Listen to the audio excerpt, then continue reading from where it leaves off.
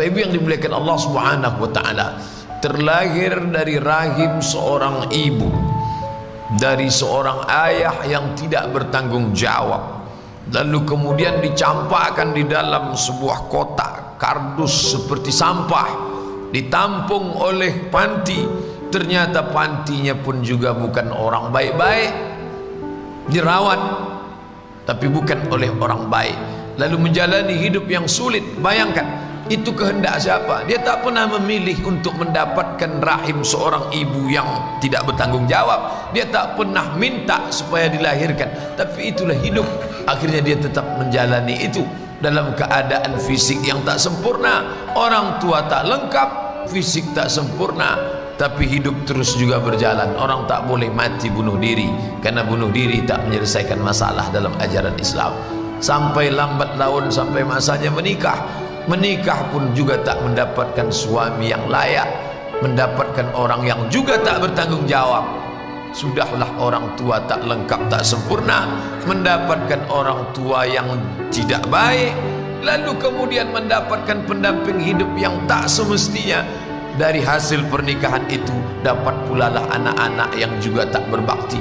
Apalah lagi nikmatnya hidup. Coba bayangkan, indahnya senda gurau dengan ayah dan ibu tak dia dapatkan. Nyamannya hidup di bawah lindungan, naungan seorang suami juga tak dia dapatkan. Bakti seorang anak pun tak juga diperoleh. Lalu kemudian kapan dia merasakan nyamannya, indahnya hidup itu? Kapan?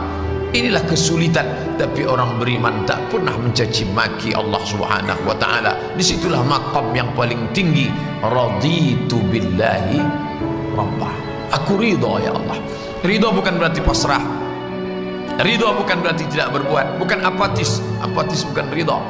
Maka orang beriman itu ridhanya beda. Dia tetap berjuang. Tapi kalau dapat juga yang seperti itu, maka dia tidak berkeluh kesah. Kenapa? Karena ini akan ada akhirnya. Di mana akhirnya? Saat ruh berpisah dengan jasad. Saat itulah dia tersenyum bahwa dia diuji Allah Ta'ala dengan kesulitan, kesusahan. Ya, wala nabluwannakum, kami pasti akan menguji kamu. Minal khauf, takut, wal ju', lapar, wa naqsim minal amwal, kurang harta, wal anfus, kurang jiwa, sakit, cacat, mati, was samarat, kurang buah-buahan, paceklik, kering, kerontang. Wa basyiris sabirin, tapi tetap engkau berikan kabar gembira kepada orang-orang yang mampu menahan lidahnya untuk mencaci maki, menyumpah serapah Allah. Siapa itu? Alladzina idza asabathum musibah, mereka yang ketika ditimpa kesusahan, kesulitan, mereka mengucapkan kalimat keluar dari mulutnya. Apa kata dia?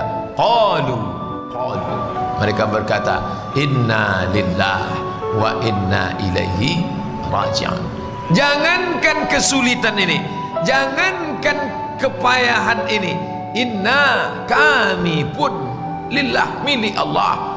Seperti mayat yang dimandikan orang hidup, tangannya mau dibelokkan ke sini, kakinya mau dibengkokkan, itu dia tak ada kuasa lagi. Dia serahkan kepada Allah Subhanahu wa taala. Inna lillahi wa inna ilaihi raji'un. La haula wa la quwwata illa billah. Itu yang kita ucapkan setiap pagi selesai salat tadi. La ilaha illallah wahdahu la syarikalah, lahul mulk. Aku tak punya kuasa, walahul hamd. Aku tak punya puji-puji, puja-puji, tak layak dipuja-puji. Apa yang aku punya? Lahul mulku walahul hamdu. Yuhyi, dia yang menghidupkan, wa yumit, dia yang mematikan. Wa huwa ala kulli syai'in qadir, dia kuasa atas segala sesuatu. Kalau hidup ini susah, dia tak berkeluh kesah. Kenapa? Akan ada akhirnya saat ruh berpisah dengan jasad. Kalau hidup ini senang, dia tak angkuh dan sombong. Kenapa? Karena kesenangan itu pun akan berakhir. Orang kafir pemahamannya tak begitu. Kalau dia susah, stres, depresi, kenapa? Ini tak akan berakhir. Susah, susah, susah. Sebetulnya kesusahan itu tidak sebanyak kesusahan yang dia terima.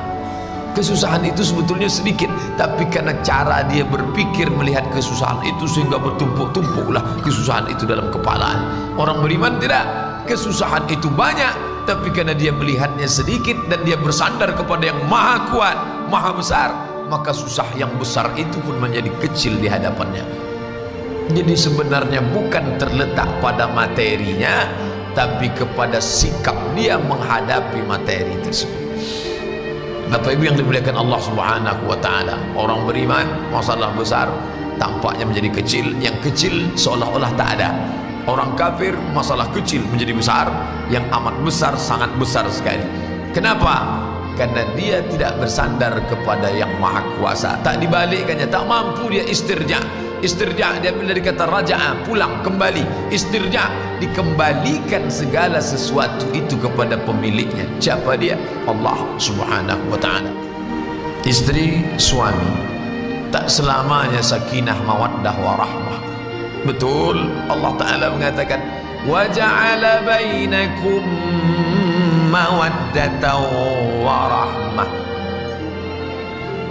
Laki-laki, perempuan, pakaiannya beda, bentuknya beda, sukunya beda, latar belakang beda, kronologis hidupnya berbeda, tiba-tiba disatukan dalam satu rumah tangga, masing-masing mencari ketenangan.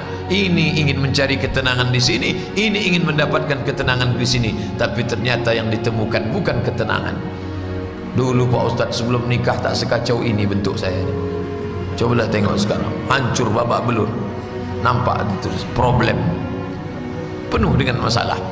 Masalah menikah, masalah muncul anak, tambah masalah, nambah ini, tambah masalah, pergi tempat kerja, masalah, ini masalah. Hidup ni kalau sudah masalah itu menengok baygon macam Coca-Cola.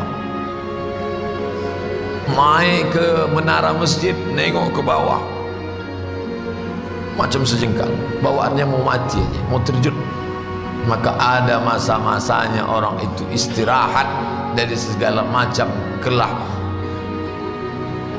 Kesulitan hidup itu akan berakhir dengan kematian.